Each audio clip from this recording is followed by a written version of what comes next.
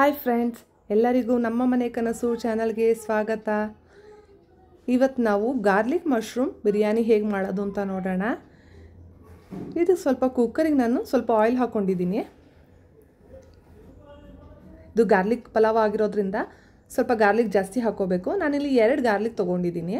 ಅದನ್ನು ಸಿಪ್ಪೆ ಸಮೇತ ಬಿಡಿಸಿ ಅದನ್ನು ಸಣ್ಣದಾಗಿ ಹೆಚ್ಚಿಟ್ಕೊಂಡಿದ್ದೀನಿ. ನೋಡಿ, ಈ ಥರ ಸಣ್ಣದಾಗಿ ಹೆಚ್ಚಿಟ್ಕೊಂಡು ಹಾಕೋಬೇಕು. ಈಗ ಇದ್ರ ಜೊತೆಗೆ ಸ್ವಲ್ಪ ಈರುಳ್ಳಿ ಹಾಕೊಳ್ಳೋಣ. ನಾನಿಲ್ಲಿ 2 ಈರುಳ್ಳಿ ತೊಗೊಂಡಿದ್ದೀನಿ. ಇದೆಲ್ಲ ಚೆನ್ನಾಗಿ ಫ್ರೈ ಮಾಡ್ಕೊಳ್ಳೋಣ. ಗಾರ್ಲಿಕ್ದು ಸ್ಮೆಲ್ಲೆಲ್ಲ ಹೋಗಬೇಕಲ್ವಾ.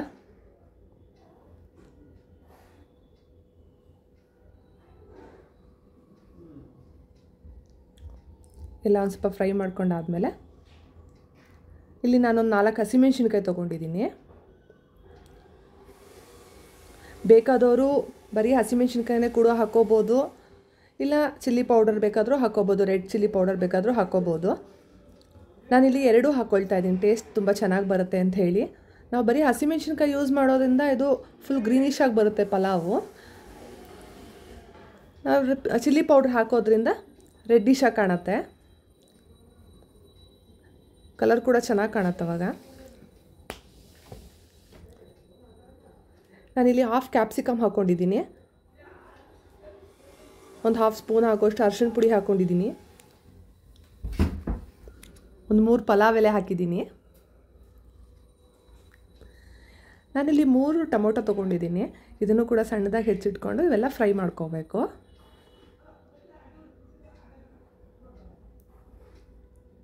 ನಾನೇನಿಲ್ಲಿ ಆಯಿಲೆಲ್ಲ ಜಾಸ್ತಿ ಏನೂ ಬಳಸಿಲ್ಲ, ಸ್ವಲ್ಪನೇ ಹಾಕ್ಕೊಂಡಿದ್ದೀನಿ.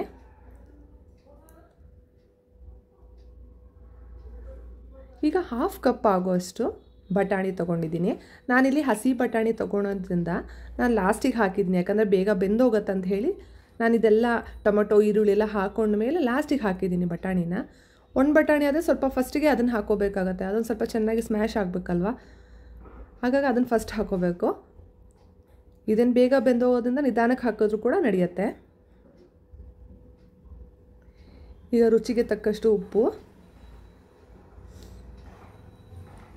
ಹಾಕೋದ್ರಿಂದ ಬೇಗ ನಾವು ಏನೇನು ಇಂಗ್ರೀಡಿಯೆಂಟ್ಸ್ ಎಲ್ಲ ಹಾಕಿರ್ತೀವಲ್ವ, ಈರುಳ್ಳಿ ಟೊಮೆಟೊ ಎಲ್ಲ ಬೇಗ ಬೇಯುತ್ತೆ.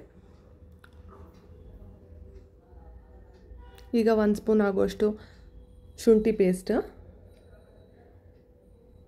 ನಾನು ಜಿಂಜರ್ ಇಲ್ಲಿ ಪೇಸ್ಟ್ ಹಾಕ್ಕೊಂಡಿದ್ದೀನಿ, ಯಾಕಂದರೆ ನಾನು ಗಾರ್ಲಿಕ್ ಬಂದುಬಿಟ್ಟೆಲ್ಲ ಸಣ್ಣದಾಗಿ ಹೆಚ್ಚು ಹಾಕ್ಕೊಂಡಿದ್ದೀನಲ್ವ, ಹಾಗಾಗಿ ಇದನ್ನು ಪೇಸ್ಟ್ ಹಾಕ್ಕೊಂಡಿದ್ದೀನಿ, ಶುಂಠಿ ಪೇಸ್ಟು. ನಾನಿಲ್ಲಿ 2 ಮಶ್ರೂಮ್ ಪ್ಯಾಕೆಟ್ ತೊಗೊಂಡಿದ್ದೀನಿ. ಎಲ್ಲ ಚೆನ್ನಾಗಿ ತೊಳೆದು ಸಣ್ಣದಾಗಿ ಮಾಡಿ ಹಾಕ್ಕೊಂಡಿದ್ದೀನಿ. ಇದೇನು ಚಾಕುಲೆಲ್ಲ ಏನು ಕಟ್ ಮಾಡೋದು ಬೇಡ, ಸುಮ್ಮನೆ ಕೈಲಿಂಗ್ ಅಂದರೆ ಸಾಕು, ಅದೇ ಪೀಸಾಗಿ ಹೋಗುತ್ತೆ. ನೋಡಿ, ಎಲ್ಲ ಚೆನ್ನಾಗಿ ಮಿಕ್ಸ್ ಮಾಡ್ಕೊಳ್ಳೋಣ. ನಾವು ಕಿಚನಲ್ಲಿ ದಿನಾಗಲೂ ಕೂಡ ಮಿಕ್ಸಿ ಜಾರ್ಗಳನ್ನ ಯೂಸ್ ಮಾಡ್ತಾನೆ ಇರ್ತೀವಿ, ಅದನ್ನು ರುಬ್ಬೋದಕ್ಕೆ ಇದನ್ನು ರುಬ್ಬೋದಕ್ಕೆ ಅಂತ ಹೇಳಿ. ಅದು ಫುಲ್ ಬೆಂಡಾಗಿ ಹೋಗಿರುತ್ತೆ, ಶಾರ್ಪ್ನೆಸ್ಸೇ ಇರೋದಿಲ್ಲ. ಹಾಗಾಗಿ ನಾವು ಆ ಜಾರ್ ಒಳಗಡೆ, ಮಿಕ್ಸಿ ಜಾರ್ ಒಳಗಡೆ ಸ್ವಲ್ಪ ಉಪ್ಪು ಹಾಕಿಬಿಟ್ಟು ಚೆನ್ನಾಗಿ ಅದನ್ನು ಗ್ರೈಂಡ್ ಮಾಡೋದ್ರಿಂದ ಆ ಬ್ಲೇಡ್ಸ್ ಎಲ್ಲ ಕೂಡ ತುಂಬ ಶಾರ್ಪ್ ಆಗುತ್ತೆ. ನೋಡಿ, ಈಗ ನಾನು 1 ಸ್ಪೂನ್ ಆಗೋಷ್ಟು ಧನಿಯಾ ಪುಡಿ ಹಾಕ್ಕೊಂಡಿದ್ದೀನಿ, 1 ಸ್ಪೂನ್ ಚಿಲ್ಲಿ ಪೌಡರ್ ಮತ್ತು 1 ಸ್ಪೂನ್ ಆಗೋಷ್ಟು ಗರಂ ಮಸಾಲ ಹಾಕ್ಕೊಂಡಿದ್ದೀನಿ. ಈ ಗರಂ ಮಸಾಲ ನಾನು ಯಾವುದೇ ಶಾಪಿಂದ ಕೂಡ ನಾನೇನೋ ತೊಗೊಂಡು ಬಂದಿಲ್ಲ, ಇದು ನಾವು ಮನೆಯಲ್ಲೇ ಮಾಡ್ಕೊಂಡಿರೋವಂಥದ್ದು ಗರಂ ಮಸಾಲಾನ.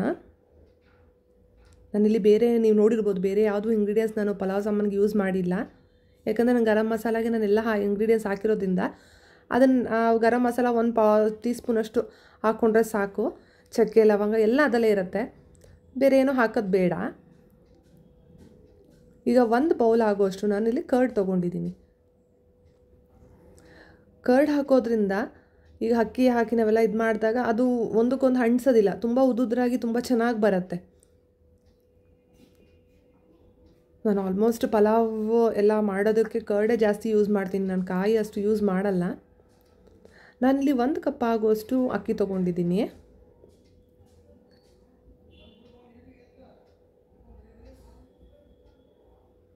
ಇದೆಲ್ಲ ಮಿಕ್ಸ್ ಮಾಡ್ಕೊಳ್ಳೋಣ. ನೋಡಿ, ಜಾಸ್ತಿ ಮಸಾಲೆ ಕೂಡ ಅಂತಲೂ ಅನಿಸಲ್ಲ, ತುಂಬ ಮೈಲ್ಡಾಗಿ ತುಂಬ ಚೆನ್ನಾಗಿರುತ್ತೆ, ಉದುದ್ರ ಕೂಡ ರೈಸ್ ಬರುತ್ತೆ. ನಾನು 1 ಕಪ್ ಅಕ್ಕಿ ತೊಗೊಂಡಿದ್ದರಿಂದ ಇಲ್ಲಿ 1.5 ಕಪ್ ಆಗೋಷ್ಟು ವಾಟರ್ ತೊಗೊಂಡಿದ್ದೀನಿ.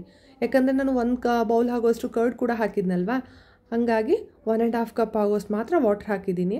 ಈಗ ಇದು ಚೆನ್ನಾಗಿ ಕುದಿಯತ್ತಲಿ. ನಾನು ಚಿಲ್ಲಿ ಪೌಡರ್ ಮತ್ತು ಗರಂ ಮಸಾಲ ಹಾಕಿರೋದು ಕಲರ್ ಸ್ವಲ್ಪ ರೆಡ್ಡಿಶ್ ಆಗಿದೆ.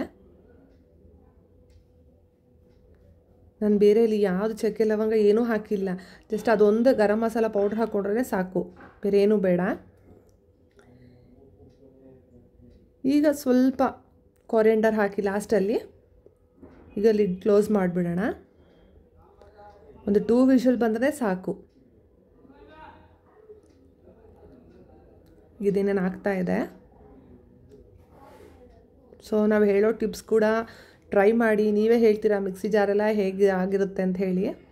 ನೋಡಿ ಈಗ ಆಗಿದೆ ಮಶ್ರೂಮ್ ಗಾರ್ಲಿಕ್ ಪಲಾವ್. ನೋಡಿ ಎಷ್ಟು ಉದ್ದುದ್ರಾಗಿ ಬರುತ್ತೆ ಅಂತ ಅಂದ್ಬಿಟ್ಟು ರೈಸ್ ಒಂದಕ್ಕೊಂದು ಅಂಟೋದು ಇಲ್ಲ, ತುಂಬ ಚೆನ್ನಾಗಿರುತ್ತೆ. ಟ್ರೈ ಮಾಡಿ ಫ್ರೆಂಡ್ಸ್. ಟೇಸ್ಟ್ ಹೇಗಿದೆ ಅಂತ ಕಮೆಂಟ್ ಸೆಕ್ಷನಲ್ಲಿ ಕಮೆಂಟ್ ಮಾಡಿ, ಶೇರ್ ಮಾಡಿ. Thank you. ನಮ್ಮ ಚಾನಲ್ ಸಬ್ಸ್ಕ್ರೈಬ್ ಆಗಿ.